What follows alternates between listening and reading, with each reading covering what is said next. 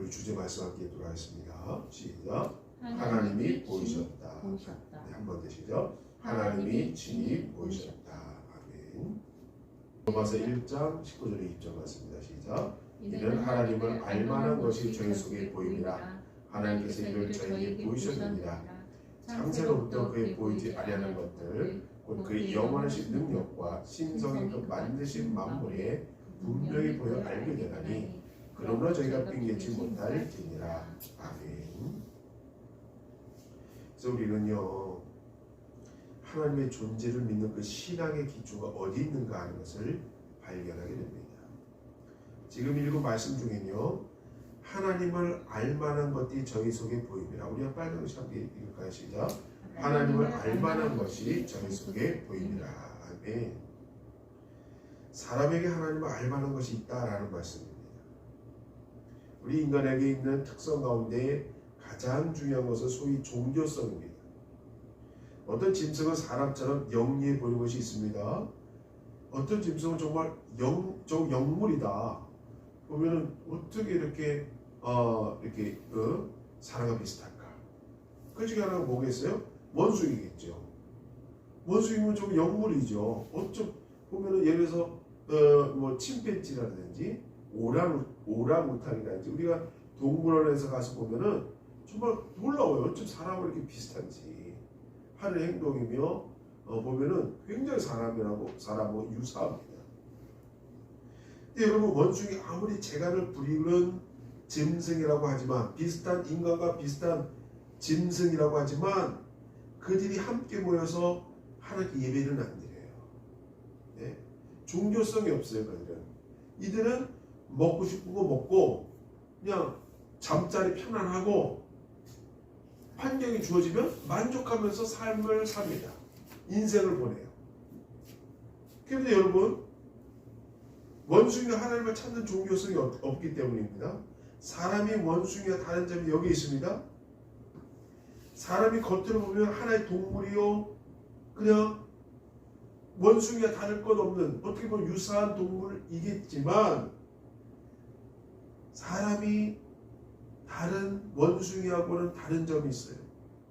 짐승은 본능대로 살고 그 본능을 만족시키면 다른 고민이 없습니다. 근데 이상한 것은요, 사람에게는 의식주가 있죠. 의식주 문제가 해결돼요. 옷을 입고 또 밥을 먹고 그 다음에 잠을 자고, 이런 문제가 해결되면 그것을 만족하느냐? 그렇지 않아요. 어쩌면 그 방면에 어떤 걱정이 없는 사람일수록 마음에는 더욱 공허함을 느끼고 만족을 모르고 살며 심지어 고민에 빠진 사람도 있습니다. 왜 인간이 그렇습니까?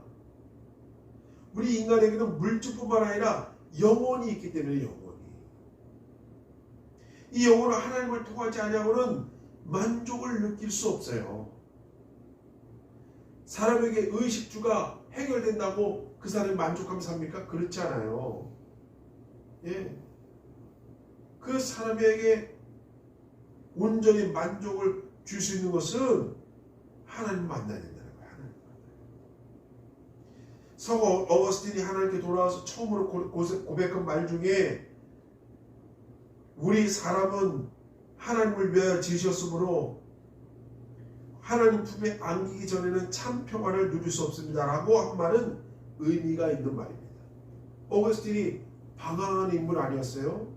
그런 인물이 하나님께 돌아와서 이렇게 고백하죠. 우리 사람은 하나님을 위하여 지으셨으므로 하나님 품에 안기기 전에는 평안을 누릴 수 없습니다.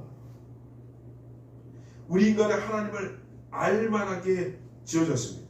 뿐만 아니라 오늘 본문에 계속해서 하신 말씀은 하나님의 능력과 그 신성이 그 만드신 만물에 분명히 보여 알게 된다라고 말씀했습니다. 왜 본성으로 하나님을 알만하게 지어진 우리 인간이 어떻게 하나님을 구체적으로 알게 됐습니까? 여러분, 스위스에, 저는 참 유럽을 한번 가고 싶은데 스위스에 가보면 제네바라는 그 호수가 있다고 그래요. 제네바. 이 제네바호는 아주 크고 아름다운 호수로 세계적으로 유명한 호수입니다. 그 호수를 중심으로 여러 도시가 있다고 합니다. 왜냐면 여러분 정말 여기는 그 살기 좋은 도시이기 때문에 사람들이 여기서 건물을 짓고 집을 짓고 살기 원하죠. 그러니까 이런 곳은 뭐 보나마나 뭐 집값도 비쌀 거고 사람이 물을 좋아하잖아요.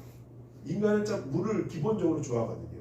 그래서 여기 보면은 물가 이렇게 건물을 예쁘게 짓고 이렇게 살잖아요. 네, 우리가 사운드 오브 뮤직 보면은 거기 그 대령이 있잖아요. 대령이 그 집을 어디에 짓습니까? 호숫가에 짓는 거예요. 바로 물가에다 집을 짓잖아요. 이 제네바호에 그 명물이 또 하나가 있는데 그것은 뭐냐면은 이 시계, 꽃시계예요. 꽃시계. 그래서 이 스위스의 아름다운 꽃을 다 이렇게 심어놓고 가운데 이렇게 시계를 탁 찍었습니다. 여러분 스위스 하면 뭐예요? 시계거든요. 정확한 시계. 그래서 대표적으로 이 이벤트로 이 꽃시계를 만들고 많은 또 관광객들이 이 제네바호에 와서 또 이 꽃시계를 구경하는 것이 이 과정이라고 합니다. 그런데 이 시계가 1분도 틀리지 않고 잘 만든 것을 보면서 역시 시계를 전문적으로 만드는 이 스위스니까 이렇게 꾸며 놓았구나 하는 생각을 할 수가 있겠죠. 여러분, 우리가 사는 우주를 생각해 보시기 바랍니다. 반대로 우주를 생각해 보겠습니다. 이 지구는요 24시간에 한 번씩 돌아요. 그래서 시기가 몇 시예요? 24시잖아요. 아침 12시, 오전 12시, 저녁 12시. 그래서 24시간이 왜 24시간입니까? 개념이 어디서 나왔어요? 지구가 24시간 만에 한 번씩 돌거든요. 그래서 밤 낮이 생기잖아요. 이 지구는 꼭 24시간에 한 번씩 자전합니다. 또 이 지구는요 365일을 걸려서 태양을 한 바퀴 돌아요. 그래서 1년을 우리가 365일로 정의하는 거예요. 또 지구를 둘러싸고 있는 달은요 약 30일 만에 한 번씩 지구를 돕니다. 이 지구는 1년에 4계절이 있어서 봄, 여름, 가을, 겨울, 그리고 겨울이 틀림없이 찾아옵니다. 그러면 이렇게 정밀하게 구성된 우주와 지구가 우연히 저절로 만들어졌겠습니까? 우연히 저절로 이 지구와 우주가 만들어졌겠냐 이거예요. 누가 만들지 않았겠어요? 저 제네바호의 꽃시계를 스위스 사람들이 만든 것처럼 이 지구와 이 우주의 생성 원리를 누군가 어떤 존재가 만들지 않았겠냐 말이에요. 이렇게 정밀하게 구성된 우주와 지구가 우연히 저절로 만들었다. 그렇다면 그 말을 믿을 사람이 있겠습니까? 진화론과 유물론을 주장하는 사람들은 이 우주가 그저 저절로 우연히 우리 인간이 아메바로부터 해서 진화가 됐다고 설명을 해요. 우연하게 우리가 만들어졌을까요? 우리 인간이? 저절로 만들어졌을까요? 우주를 보면요 하나님의 존재와 그 지혜와 그 능력을 우리에게 친히 보여주고 있는 것입니다. 우리가 살고 있는 우주는 한없이 넓은 우주예요. 말 그대로 한이 없어요. 별과 별 사이 거리가 얼마나 먼지 거리는 측량할 수가 없습니다. 그래서 어떻게 거리를 측량합니까? 거리를 무엇으로 측량합니까? 빛으로 측량을 해요. 그래서 1광년은 빛이 1년 동안 가는 빛이 365일 동안 가는 거리를 1광년이라고 합니다. 그러니까 빛과 같이 빨리 가는 속도로 1년을 갈 수 있는 거리를 1광년이라고 해요. 그리고 어마어마한 거죠. 이거 상상할 수가 없는 거예요. 한이 없다는 것이 이것이었죠. 근데 그렇게 상상할 수조차 없을 정도의 빠른 빛의 속도로 몇백 광년, 몇천 광년, 몇만 광년으로 거리를 측량한다는 것은 그것이 무한한 우주인 것을 가리키는 것입니다. 더구나 이 우주 가운데 별들이 얼마나 되냐면 우리 사람의 머리로는 셀 수 없어요. 우리 인간으로는 셀 수 없어요. 어마어마하게 많습니다. 셀 수 없을 정도로 많아요. 근데 놀라운 것은 이 우주의 구성 원소는요, 수소, 탄소, 질소, 산소, 헬륨 5가지로 구성되어 있어요. 구성 원리가 똑같아요. 이 어마어마한 우주에 원소가 5가지가 밖에 없어요. 5가지로 이루어진 겁니다. 5가지로. 이 어마어마한 넓은 우주에 원소가 수소, 탄소, 질소, 산소, 헬륨으로 구성됐습니다. 똑같은 구성으로 되어 있어요. 이 넓은 우주가 다양성이 없어요. 우주가 넓은데 구성 원소는 이 5가지밖에 없어요. 뿐만 아닙니다. 우리 은하계뿐만 아니라 어디 있는 별이라고 할지라도 운행되는 법칙은 똑같습니다. 이 우주에 운행되는 법칙이 똑같아요. 예. 핵이 있고 그 핵을 중심으로 해서 돕니다. 우리 은하계도 마찬가지. 우리 태양계는 은하계 가운데 있거든요. 우리 태양계도 어떻습니까? 태양을 중심으로 태양계가 돌고 있잖아요. 은하도 중심이에요. 은하 중심을 통해서 중심으로 은하가 돌고 있어요. 이 원리는 온 우주가 똑같습니다. 이 우연히 만들어졌다고요? 놀랍지 않아요? 우연히 만들어졌다기는 너무 놀랍습니다. 자, 그러면 또 한 가지 말씀드릴게요. 오늘과 같이 물리학이 발달된 이때에 물질을 분석하기 시작했어요. 인간이 아주 세밀한 곳까지 보게 됐어요. 여기서 놀라운 사실을 발견됩니다. 모든 물질은요, 분자로 되어 있습니다. 근데 분자를 또 쪼개봤어요, 인간이. 이 분자를 쪼개보니까 분자가 돌고 있는 거예요. 원자가 있고, 이 원자로 구성되어 있고, 이 원자를 또 쪼개봤어요. 쪼개보니까 이 원자 안에 핵이 있는 거예요. 자, 그러면은 이 원자는 핵과 전자로 구성되어 있는데 이 핵을 전자가 돌고 있는 거예요. 그것이 모여진 것이 분자예요. 자, 근데 핵을 중심으로 전자라는 것이 우리 지구와 태양을 중심으로 도는 것처럼 돌고 있는 거예요. 그것도 같은 원리예요. 놀라운 일입니다. 우리 물질 속에도 태양계와 같은 원리가 똑같이 운영되는 거예요. 놀랍지 않아요? 지금 우연히 되었다고요? 저는 그렇게 믿지 않습니다. 저는 오히려 반대로 어떤 존재가 이 원리로 작동시킨 거예요. 이 원리로 온 우주를 만든 거예요. 조성한 거예요. 우리 인간부터 우주까지 같은 원리로 만들어졌다. 저도 믿기지 않죠. 이 피부가 분자로 구성됐다는 것이, 이 피부를 또 쪼개보는 이 안에 핵이 있다는 것이, 원자가 있다는 것이, 그리고 그 핵 주위를 전자가 돌고 있다는 것이 믿겨지지 않죠. 근데 저뿐만 아니라 이 온 우주가 같은 원리로 구성되어 있다는 거예요. 놀랍지 않습니까? 그래서 전자 하나가 핵을 중심으로 돌게 되면 그것이 수소가 됩니다. 핵 하나에 전자가 돌면 그것이 수소가 돼요. 전자 2개가 돌면 그것이 헬륨이 됩니다. 헬륨. 그래서 구성이 되는 거예요, 온 우주가. 그래서 이 물질을 조사해 봤더니 98가지의 원소가 이루어집니다. 핵을 중심으로 돌고 있는 전자를 통해서 98가지의 원소를 구분할 수 있어요. 그래서 그 원소 기호 해가지고 우리가 외우잖아요. 그것이 98가지예요.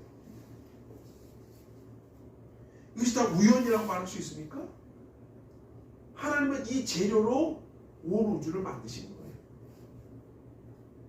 하나님 98가지의 이 원소들과 5가지의 재료로 이 온 우주를 조성하신 거예요. 저는 그렇게 믿습니다.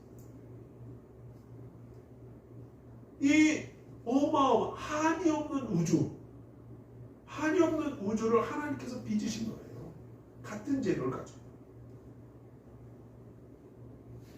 제네바 있는 꽃시계가 우연히 만들어질 수 있습니까? 누군가 만든 거예요. 조성한 거예요. 그러니까 이렇게 아름답게 보이는 거예요. 온 우주를 우리 아름다운 우리가 별을 보면서 아름답다고 그러잖아요. 이 자연을 보면서 아름답다고 그러잖아요. 자연의 사계절 보면서 얼마나 아름다움을 느낍니까? 이 아름다움을 보는 이 조성은 어떤 존재가 만든 거예요. 조성하신 거예요.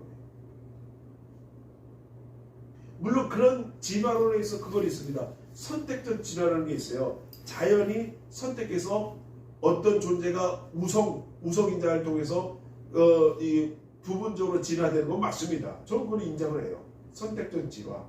그래서 어떤 부분에 있어서 진화되는 건 맞아요. 자연적으로 진화하는 건 맞습니다. 그러나 그 근본의 원리와 조성을 하나님께서 만드신 거예요. 우리에 있는 모든 것이 다 하나님의 지혜와 능력을 우리에게 보여주시는 것입니다. 이렇게 우리가 과학의 눈으로 보더라도 하나님의 지혜와 능력 그리고 사랑이 거기에 나타난 것을 우리가 알 수 있는 거죠. 그래서 과학자들은요, 유능한 과학자일수록 하나님을 인정하게 돼요. 분석해보면 분석해볼수록 너무 놀랐거든요. 공부하면 공부할수록 하나님을 인정할 수밖에 없어요. 성경 인정할 수밖에 없어요. 오늘 본문 말씀 로마서 1장 20절 말씀 함께 읽겠습니다. 시작. 창세로부터 그 보이지 아니하는 것들 곧 그의 영원한 능력과 신성이 그 만드신 만물에 분명히 보여 알게 되나니 그러므로 저희가 핑계치 못할지니라. 아멘. 여기 있는 거예요. 창세로부터 보이지 않은 것들 그 영원하신 능력과 신성이 만물에 보여 알게 된대요. 인간의 눈이 그것을 보지 못해서 그렇지 이미 옛날부터 이 자연 만물의 하나님의 능력과 그 능력의 조성함이 나타나 있다니까요. 우리에게 그 증거는 차고도 넘칩니다. 그 결론이 뭐예요? 인간은 핑계하지 못한다. 하나님을 발견한 것은 너희들이 핑계하지 못한다. 이 만물에 차고도 넘쳐 있다. 증거는. 임마누엘 칸트가 이렇게 말을 했습니다. 함께 있습니다. 시작. 하늘에 있는 별이 있고 사람의 마음속에는 양심이 있다. 이것도 하나님께서 만들어 놓으신 거예요. 하늘의 별을 만드셨듯이 인간에게는 하나님께서 그 나침반을 만들어 놨어요. 그것이 뭐라고요? 양심을 만들어 놨어요. 인간에게는 하나님을 향한 그 나침반을 만들어 놨다니까요. 그것이 바로 인간의 양심이에요. 그래서 인간이 하나님을 만나지 않아도 선하게 살 수 있는 그 이유가 거기에 있는 것입니다. 인간에게는 나침반이 있어요. 양심이라는 나침반이 있어요. 기본적으로 선하게 살며 착하게 살아야 되며 도덕적으로 살아야 되며 그러한 양심이 하나님이 우리 마음 가운데 조성났다니까. 이 양심 말하자면 하나님의 음성입니다. 이 양심을 말하자면 하나님의 말씀입니다. 그래서 하나님은 인간의 양심을 통해서 자신을 계시하시며 하나님을 옳고 그른 것을 분별하시는 양심이 하나님이시요 도덕적인 주지자이신 것을 우리에게 나타내 주시는 분이신 것입니다. 그러므로 가만히 속을 들여다보면 하나님을 알 수밖에 없어요. 인간은. 하나님 그래서 인간은 신을 찾는 존재라니까요. 우리가 원숭이와 다른 점이 여기 있는 거예요. 인간은 하나님을 찾을 수밖에 없는 존재예요. 그렇게 하나님께서 만들어 놓으셨어요. 뿐만 아니라 자연을 통해서 자신을 계시하시고 인간의 양심을 통해서 도덕적인 창조자로서 주지자이신 것을 계시하신 하나님은 인류를 죄악 가운데서 구속하기 위해서 예수를 우리에게 보내시고 그 가치를 알게 하신 겁니다. 여러분, 양심은 어렴풋하게 하나님을 알 수 있어요. 양심으로 신의 존재를 어렴풋하게 알 수 있어요. 그러나 구체적으로 자세하게 알려주지는 못합니다. 그래서 주님의 하나님께서 우리에게 계시해 주시는 거예요. 그것을 무엇을 통해서요? 말씀을 통해서. 누구를 통해서요? 예수 그리스도를 통해서 우리에게 자세하게 구체적으로 거울을 보듯이 알려줍니다. 예전에는 알지 못했어요. 어려부터 신이라는 존재가 있는 것 같아. 그래서 우리가 좀 만이산, 경기도에 있는 그 강화도의 만이산에 가보면요, 신당이 있어요. 거기는 1년에 한 번씩 조선 왕이 올라가서 신께 제사 드리는 곳이었습니다. 인간은 기본적으로 신에 대한 동경이 있고 양심에 의해서 신을 발견하는 의식이 있어요. 저 중국에도 있습니다. 유럽에도 있어요. 저 미국에 있는 인디언들도 신을 찾았어요. 근데 구체적으로 알려줘야 하는 거예요. 구체적으로 계시하지 않았거든요. 구체적으로 계시하는 존재가 바로 예수 그리스도예요. 구체적으로 계시하신 책이 바로 바이블이에요. 성경입니다. 여기 보면 지도가 나와 있어요. 여기 구체적으로 어떻게 살아야 되는 그 계롬이 나와 있다는 거예요. 지도가 나와 있다는 거예요. 히브리서 1장 1절로 2절 말씀입니다. 함께 있습니다. 시작. 옛적의 선지자들로 여러 부분과 여러 모양으로 우리 조상들에게 말씀하신 하나님이 이 모든 날 마지막에 그 아들로 우리에게 말씀하셨습니다. 아멘. 예수님의 말씀을 보면 그래서 와우, 이분은 사람이 할 수 있는 일이 아니다. 예수님의 삶을 보세요. 예수님의 삶을 보면 사람이 할 수 있는 일이 아니에요. 그렇게 살았어요. 그리고 사람이 할 수 있는 일이 죽음이 아니에요. 그런 죽음은 억울하게 십자가를 지고 너무너무 정말 비참하게 어떻게 보면 그렇게 살았어요. 다른 사람 다 잘 곳이 있고 머리 둘 곳이 있는데 본인은 머리 둘 곳조차 없이 바쁘게 또 계획적으로 목적을 향해서 살아냈다. 이분의 말씀을 들으면 어떻게 사람이 이런 말을 할 수 있을까? 예수님을 연구하면 연구할수록 놀라움을 느낀다는 거예요. 그래서 구체성이 나와요. 와, 인간이 어떻게 살아야 되는가? 인간이 예수님처럼 살지 못합니다. 그러나 인간이 어떤 모양으로 살아야 되는가? 라는 구체성을 예수 그리스도를 통해서 알 수 있다. 그리고 그 길을 성경을 통해서 우리가 발견할 수 있다. 예수님의 성품을 통해서 하나님의 성품을 볼 수가 있는 것입니다. 예수님의 십자가를 통해서 하나님이 우리 죄인된 인간을 얼마나 사랑하셨는지를 알 수가 있는 것입니다.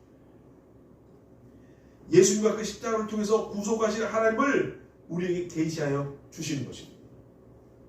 그러므로 오늘 본문 저희가 핑계지 못할지니라. 사람이 하나님을 모른다고 할 것은 자기 악으로 말미암아 죄악이 자기 눈을 가리워서 보지 못하는 거예요. 죄가 점점 쌓여서 격화돼서 하나님을 바라지 못한다니까요. 그래서 예배의 가치는 어디 있느냐? 오늘 예배 드리는 것은 이 덕지덕지 달라붙은 이 죄성을 하나하나 걷어내는 작업입니다. 그리고 그 안에 있는 수주성, 양심을 깨워서 하나님을 바라보는 이 시간이 되는 줄 아시기 바랍니다. 우리가 올바른 눈을 가지고 온 우주를 바라보고 인간의 양심을 살펴보고 성경을 읽는다고 할 것이면 분명히 하나님을 발견하게 될 줄 아시기 바랍니다. 하나님을 만나게 될 줄 아시기 바랍니다. 예수 그리스도를 발견할 줄 아시기 바랍니다. 이 시간에 기도하기 바랍니다. 우리가 도저히 핑계하지 못합니다. 그 하나님을 발견할 수 있는 내가 되게 도와주옵소서. 우주를 바라보고 내 양심을 바라보면서 하나님을 발견할 수 있는 내가 되게 도와주옵소서. 기도하시는 주님 되시 바랍니다. 주 한번 해주시고 함께 기도하시겠습니다. 주여, 주님 감사합니다. 우리 가운데 살아계신 하나님, 주님 붙잡아 주님 감사합니다. 통행하시는 감사합니다. 창세로부터 그 보이지 아니하는 것, 그의 영원하신 능력, 신선, 그 만드신 만물이 분명히 보여야 할 겁니다. 그러므로 저희 핑계하지 못할지니라. 주님 감사합니다.